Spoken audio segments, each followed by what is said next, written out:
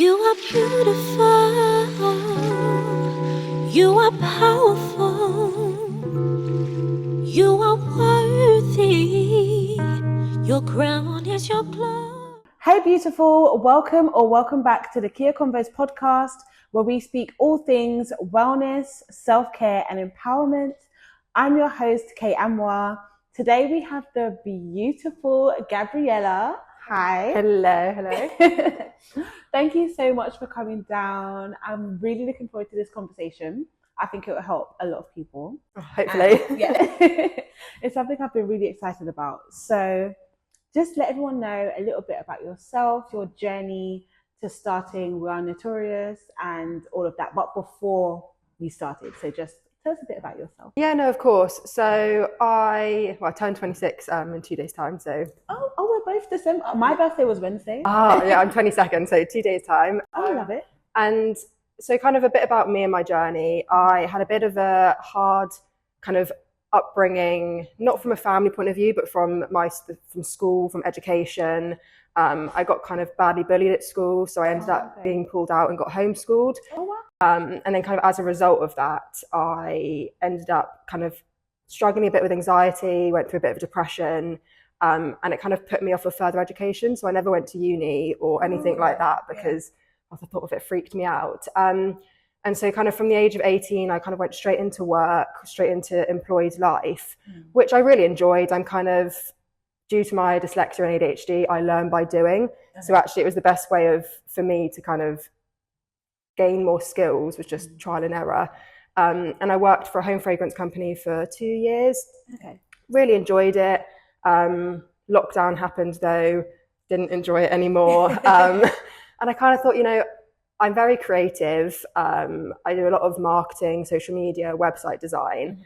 So I thought, what's the worst that could happen? So I set up my own company called Logic Creative, which does kind of marketing for small SME companies. Okay. And then, it's kind of just been me on my entrepreneurial journey, discovering, having hard, like going through the highs and the lows, and kind of navigating, I guess, my 20s, which hasn't been the easiest kind of journey. It's been a bit challenging along the way. And then about a year and a half ago, Noteorious came about, which is been wanting to do it about 5 years or so, but I actually put what I wanted to do into action about 2 years ago. And then, kind of leads me to where I am today. Oh, wow. Okay. A lot to unpack there. There's a lot to unpack. So first of all, I'm so sorry to hear what happened, like when you was a child. That must have been really, really difficult. And so during that period of life, I'm not going to go too into it just, but did you already know you had ADHD? Was that something that affected or caused the bullying? Like, what was that like? Yeah, no, definitely. So it's not something I knew about. I went to an all-girls school, and I just kind of really struggled with it. I think girls can be quite bitchy and they can gang together, and it wasn't the best environment. But I actually at school found out really late that I was dyslexic. Okay. So I really struggled with the education system, that in class I performed really well, but exam based I'd constantly be failing. So then I'd beat myself up going, I'm not doing good enough. Why am I getting D's, C's, but in class I'm performing really well. And it didn't get diagnosed till I was my first year of A-levels. Oh, wow. Okay. So I really struggled with that. And I think then because of that, it was kind of comparing myself to my peers. But to be honest, my ADHD only really got found out and diagnosed in, I'd say maybe the last 2-3 years from when I was speaking to a coaching psychologist. So for me, it's not actually being medically diagnosed by a doctor, just because the wait list to get the diagnosis is so long. But I see a coaching psychologist and she pretty much says it answers a lot, and we kind of then unpacked it, and now my childhood makes a lot more sense.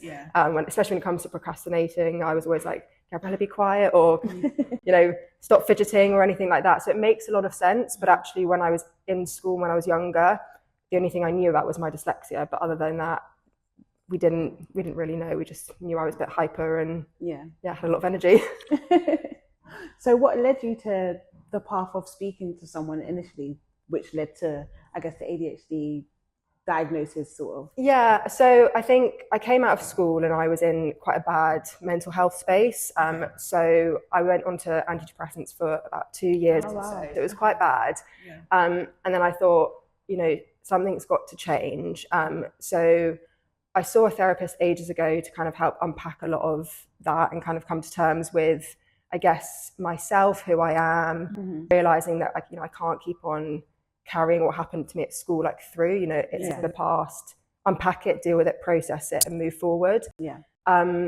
So it only really came about, I think, 2 years ago that I was procrastinating a lot when I was doing my Logic creative work. And I was like, well, why can't I do this? I'd wake up, I'd feel really productive, I'd sit at my desk and like 3 hours would pass, I'd get no work done, and it was starting to really affect my day-to-day. Or I would then get to stages of it's easier just to not do it than to do it, because I was finding it really overwhelming. So through networking, I met this coaching psychologist who is incredible, and I started speaking to her mainly about procrastinating and like tools to how I can work with that. And it was through talking about that, and we kind of delved a little bit into like my inner child and what happened when I was younger. Did she kind of go, have you ever been diagnosed with ADHD? And I was like, no, what do you mean? And it was kind of through that like really organic conversation. And as we were talking, it was such a light bulb moment of, oh, that makes so much sense. And that will be why I don't do things that way, or why my moods can go up and down. So yeah, it really helped. And then, you know, I went through a breakup, and it helped with that as well, because, you know, even ADHD can manifest in different ways in a relationship, to personal and to work. So I'd say specifically the last 6 months, I have done a lot of self-love and self-reflection. Yeah. It has been a really hard 6 months, but I think now I can finally see a path of, I know I can grow my business now in a way that's working with me and how my brain works, rather than working in the way that I thought I should work, because that's what the normal person does, whatever normal is. So yeah, it was kind of from speaking to her from more of a, I guess, a doctorate psychologist perspective, I then started to really unpack and go, oh, makes so much sense now. So yeah, I mean, it's taken a long time, but I think only through going through that, I've now realized, I'm not different, or I wasn't failing, or I wasn't doing badly. I just do things very differently to my sister or to my mum, and that's more than okay. So yeah, we finally got there. But yeah, it was an interesting one. I wasn't expecting that in my first session, put it that way. But I'm really glad that, you know, it kind of happened in a really organic way. And then now what I choose to do with it is kind of down to whichever path I want to explore. Yeah, amazing. So that was one of the key reasons I wanted you to come on and speak, because it's similar for me. So not public knowledge until so about 6 months ago, I think ADHD is like, it's become almost a buzzword, almost like overused, like, oh, I can't today, I have ADHD. Like, I'm like, okay. It's the same with the anxiety. It's like, oh, I can't have anxiety.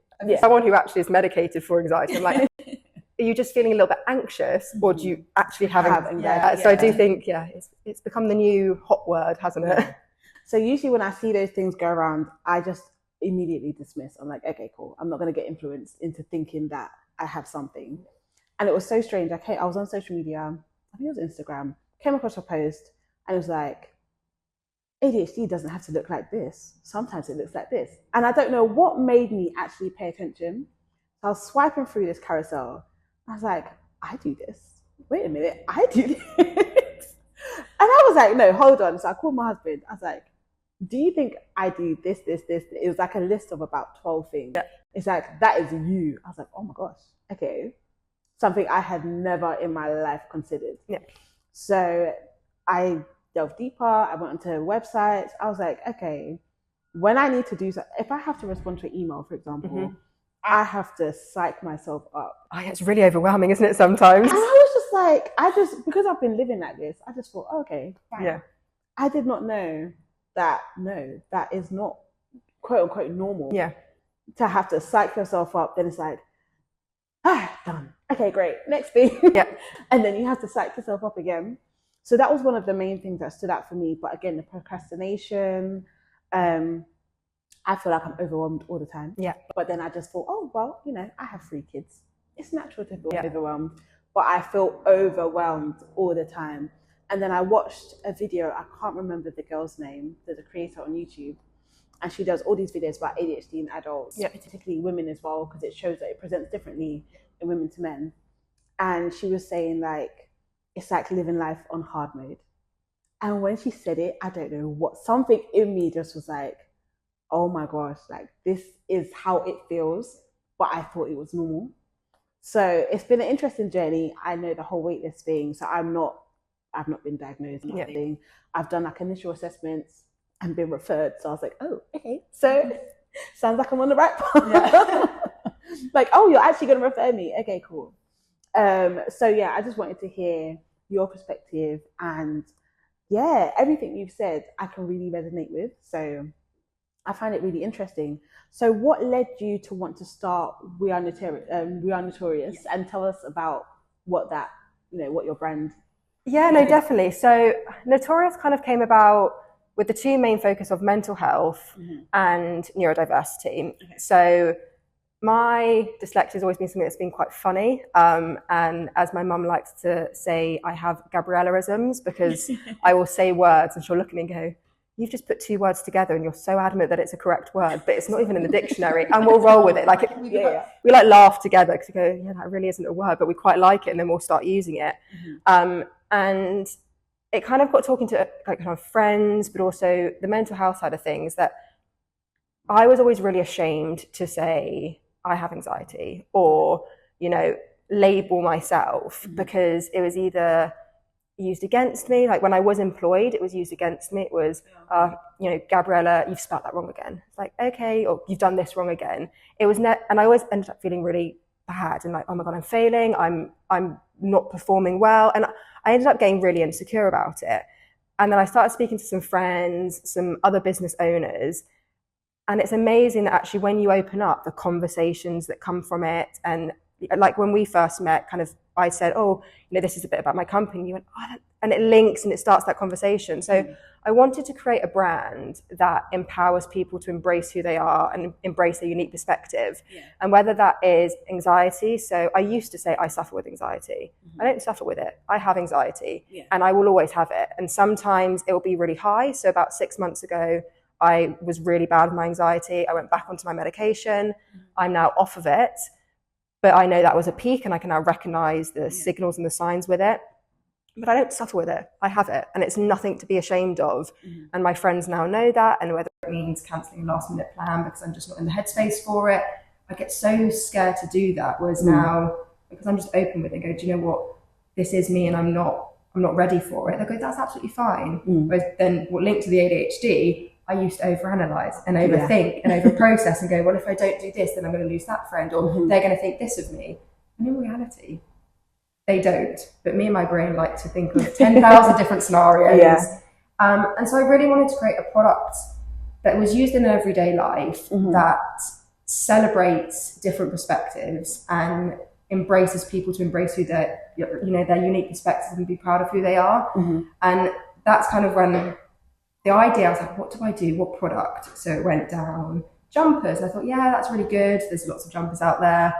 You know, what about phone cases? And it went, well, there's so many different types of phones. And then I settled on notebooks. And the reason I started with notebooks is because with me, taking something off of a to-do list, the sense of achievement that I've done something I absolutely love. Well done. It's like, well done. And even if I write down on the Monday and I've only ticked off one thing on the Tuesday, I'll write it without that one just to rewrite it. And it's the way my brain processes things. And so the idea is that through the bold designs that I created on the front covers, they could be in offices, they could be in schools, they could be at home, wherever it's sat there, it can spark conversations. And it's a way of saying, I have this, or this is how I think, without having to physically say it. And, you know, I've tried to do it in a really comical way that's quite lighthearted, but relatable. And what I've realized a year after launching is that even some of the designs, people who aren't neurodiverse go, well, that's me, that's so relatable, and find it funny, which I'm really proud of and really happy with, because you don't have to be neurodiverse to purchase a Noteorious product. but it still starts a conversation for potentially somebody else. Yeah. And it's just trying to break that stigma, as I like to say, one notebook at a time, just to normalise it. Because I think my biggest saying is, what is normal? I would love to know what the definition of normal is. I do think it's starting to change slightly, the acceptance and the conversations around mental health, anxiety, depression, neurodiverse, ADHD, dyslexia. However, I don't think it's changing fast enough. Okay. And I still think it carries a stigma of, if I know for a fact if I went into an office now, I do not work the 9 to 5. I sometimes will wake up and go, I'm not in the headspace, but I can then work from 4 o'clock in the afternoon to like midnight.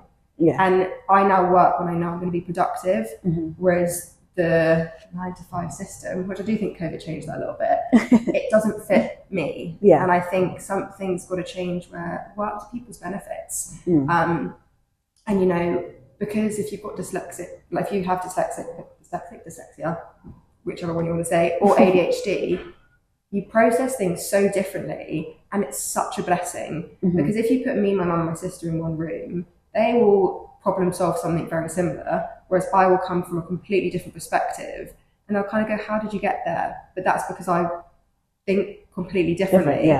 And you know, business corporations, they should take that to their advantage, because you'd be able to accomplish and grow your company in so many different ways if you're just willing to work with somebody rather than trying to mold everybody to the same sort of system. And that's kind of where the concept came from. Yeah. Wow, I love that so much. First of all, round of applause to you. Thank you. I love it. I have one of it. I wish I brought the notebook here today. I didn't. I have been using it. Yeah. Which one did you went for the, my brain has too many tabs open? No. Attention deficit who's shiny. No. I was going to get that one. You were going to get that one. I went for the one that's, Any day, hyper day. No. It was one of something about my future self. Oh, yeah. Your mental health is more important than other people's opinions. Be present. Yes. We got there in the end. Well, it all links together. I go, well, if we're going down the specifically the ADHD one, is it this one?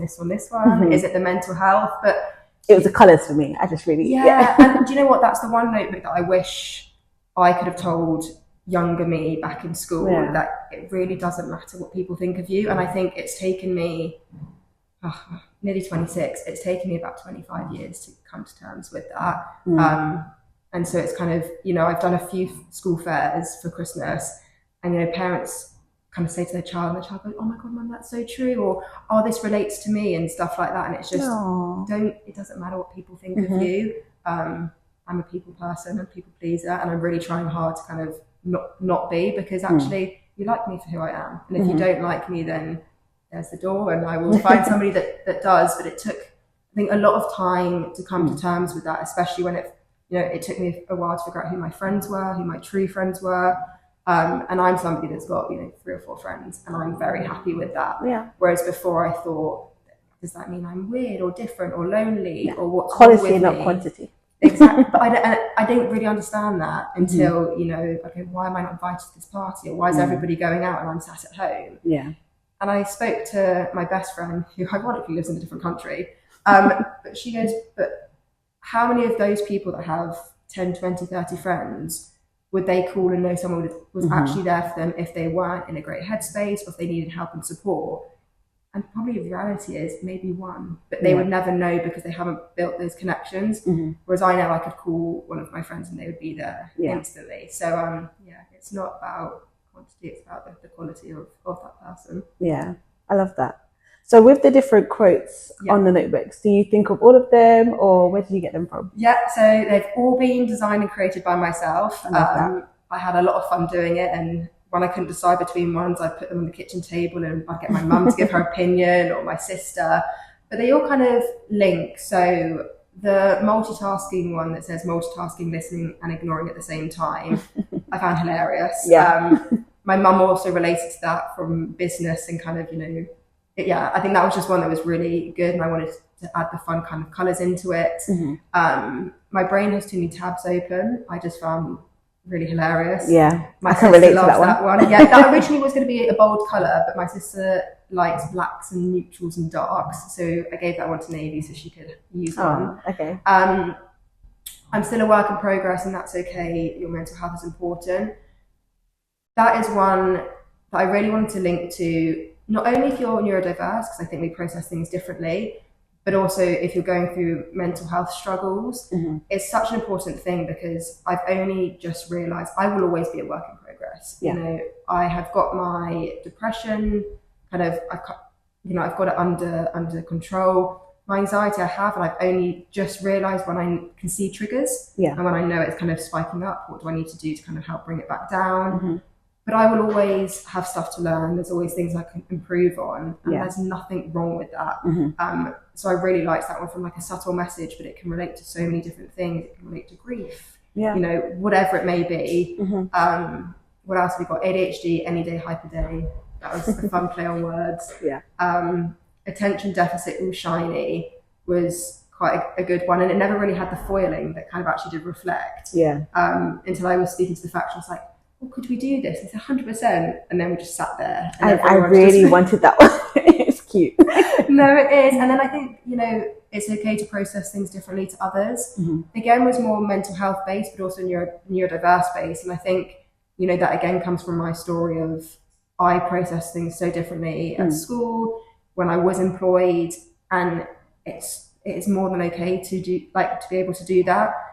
But I never thought it was okay when I was younger. So all of them have messages that I hope you see, whether you use them to journal in the morning or even to-do lists or write notes, that you see it and go, yeah, you know, that is me. And it's like that little bit of a reminder of you're amazing, you're perfect, you know, you're accepted, you're part of the community, and be proud of it. So you started Noteorious, you've got the designs, you've got the notebooks. How has that journey been since starting? I think you said it's been a year and a half? A year in October, so like just over a year. Okay. Yeah, really new. So what's the reception been like, you know, building the community with the notebooks and things like that? Yeah, no, definitely. So I won't lie, it's been hard. I think when you build a brand from from literally the ground up, it's not overnight success. You know, it takes time. It's like a marathon, not a sprint, as I keep trying to tell myself. But actually, it's been really, really positive. So the feedback I've had has been amazing. I also am partnered with Not on the High Street, so I sell some orders through there as well. And I mean, I'm having more male people order the notebooks than I thought, which was a surprise to me. So it's made me realise when I do the next drop of designs to have a bit more the male kind of friendly colours rather than being so bold with the oranges and the pinks and female based. But it's been incredible. And I think the only way I really found out kind of the impact it's having on people is actually been the last couple of months when I've been doing some Christmas markets. And one of them was at a school that's kind of neurodiverse and specialises in that. And I was having kids, they must have been 12, running up and going, "Mummy, that's me, that's me." And the notebook said dyslexia as a gift. And they're seeing their face and go, "It's been designed for me, like that's me." And I literally was like, oh, if I can make one little child not feel ashamed of their diagnosis or whatever it may be, then for me the mission is complete. It doesn't matter whether the company is successful or not. And then it kind of got me talking to the parents of, oh, she was just diagnosed, she's really struggled with it, like, I love what you're doing, and really then starts that kind of conversation. I had somebody who came up and related to some of the ADHD ones, and she broke down in tears. She goes, my husband and my daughter both have it. You know, it's such a personal topic close to home. I love what you're doing. We've really struggled with it. Like, amazing.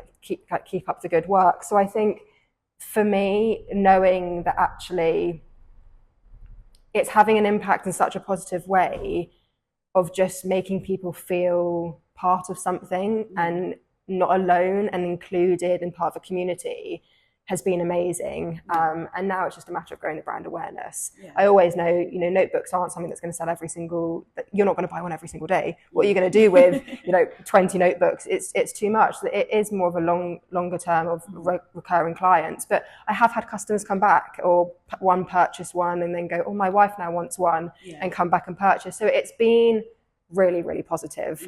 And now it's just my goal for 2025 is to get in front of the camera and do some reels of trying to educate ADHD and different things to really grow that brand awareness. Ironically, bearing in mind I have marketing brain, I hate being in front of the camera. So doing my own social media, I think I'm so a perfectionist that when it comes to my own stuff, it's for me never good enough. Or there's still a part of me that cares what people think, that the thought of me creating videos and reels to then post, I get so scared to do it, which I know it sounds really ironic, but actually I also know people buy from people and the brand is me. I'm only going to get that message across if this is my first big test, but is getting in front of the camera and kind of telling my story and educating. So I've challenged myself and my anxiety that 2025 I will try and really kind of push the story, push the message, and hopefully grow the community, because it is a community. I'm not after just purchase the sale and go. It's those conversations and actually building connections, and that's sort of the goal. So it's been slow, but it's been steady, and then hopefully the more the message gets out there and the brand grows, the business as a result will then do well. And the goal is to then launch more ranges, collections, productivity notebooks, gratitude journals. I love that. And I'm hopefully going to partner with my coaching psychologist. She's just done her doctorate of doing a productivity notebook, but specifically around an ADHD brain, one for female, one for male, because male brains and female brains, they operate differently anyway.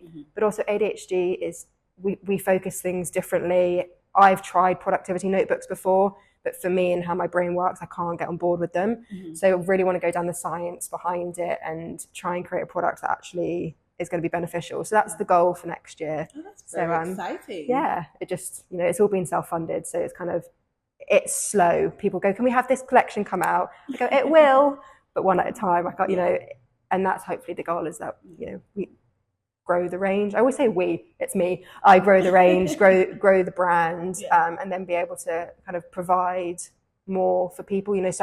For me and my brain, I loved a line notebook, but a lot of people with ADHD love blank notebooks because then they can draw and So I've had a lot of people asking, do you do this one but blank pages? And I go, no, but I do want to kind of bring that option as well. So I have lots of ideas for growth. So yeah, hopefully it keeps growing. Oh, I love that. I'm so excited to see the journey progress and see where you end up. It's really good. And you definitely need to be in front of the camera. Well, I don't like it. I think what I find is with anything that becomes trendy or just a buzzword, a lot of misinformation starts to be spread. So it would be really good to just have more people that they don't have to have ADHD or dyslexia, but they're, affected by this issue. They can speak from life experience as well as learned experience as well. So I think it'd be really good to have you. I think you're amazing. It's a weird thing, because if I'm with somebody, I'm okay. It's just the mental block of putting my phone on a tripod and talking to myself in a room. It's really... Thank you so much again for coming on. It's been so good, so interesting. You have to come back, because I know we've had a few technical issues. So yeah, you'll come back and do a part 2. Changing gears a little bit, what does self-care look like for you? I love this question, and it really got me thinking. I think for me, self-care kind of is more checking in with myself mentally and actually where I'm at. And I mean, I love to be in bed by 9:30. I'm a bath girl every evening. And I think it's just kind of looking after myself. Like, I'm quite an introvert, and I like spending time with myself. And I think self-care is checking that I'm mentally okay, checking in with myself, and not doing something that I'm just not in the right frame of mind to do. And kind of listening to myself, and not putting pressure on myself. I love that. Lovely. So before you go, what is something that you stand by, you live by, that you, no pressure, that you want to share with the audience as a key takeaway for them to take away? I would say be proud of who you are, embrace who you are, be proud of who you are, be kind to yourself. Everyone's got stuff going on. We're all works in progress, but don't feel ashamed of who you are. And if someone isn't understanding, or if someone's making you feel less than you are, then realize that person is not for me. Take a step away, But at the end of the day, you are who you are. Love yourself. Be proud of who you are. Mm-hmm. Don't be ashamed of it. And embrace your unique perspective. You know, Oh, I love that. be different. Yeah. Oh, I love that. Thank you so much. Oh, thank you. I've really enjoyed this conversation. I feel like I've learned a lot as well. So, and I hope you guys have taken something's resonated with you. Where can we find you online? We are _Noteorious on Instagram and TikTok, and then neurodivergent.co.uk if you want to look at the notebooks. Yeah, love that. And you're also available on Not on the High Street. I am available on Not on the High Street as well. Yeah, so that's kind of where I am, and hopefully on a few different other selling platforms in 2025, but stay tuned. I love that. To be continued. Oh, amazing. Thank you so much. I will link everywhere to find you below. Let us know in the comment section if there was anything that really stood out for you, that resonated with you. We'd love to continue the conversation there. Thank you again. Thank you so much for having me. It's been really, really lovely to talk with you and kind of, you know, deep dive into it and kind of, you know, hear your story as well. Yeah. Oh, thank you so much. So I hope you guys enjoyed the video. If you did, be sure to thumbs up and subscribe if you haven't already. Like I said, Kiya Convos, this is a space for all things wellness, self-care and empowerment. So we have so many more conversations to come on the platform, and a part 2 with Gabriella. Oh, definitely. Yeah. So yeah, with that, take care, enjoy the rest of your day and stay blessed. We'll see you in the next video. Bye.